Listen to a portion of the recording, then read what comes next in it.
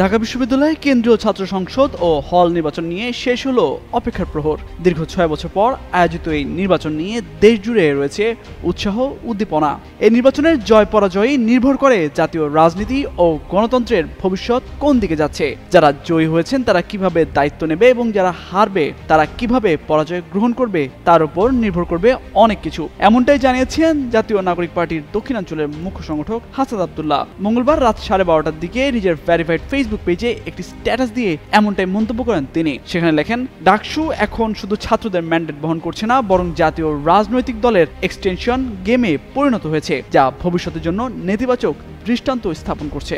ছাত্র রাজনীতিকে পুনরুজ্জীবিত করতে হলে নিয়মিত নতুন নেতৃত্বের উত্থান এবং পরাজয়কে পরবর্তী প্রস্তুতির অংশ হিসেবে গ্রহণের সংস্কৃতি গড়ে তোলার আহ্বান জানিয়ে তিনি আরও লেখেন, ডাকসু নির্বাচন সেই সংস্কৃতি তৈরির সূচনা হতে পারত, তবে ফলাফল গ্রহণ নিয়ে অনিশ্চয়তা গণতান্ত্রিক প্রক্রিয়ার জন্য ক্ষতিকর দৃষ্টান্ত তৈরি করেছে। সকলের উচিত ভোটারদের রায়কে সম্মান করা।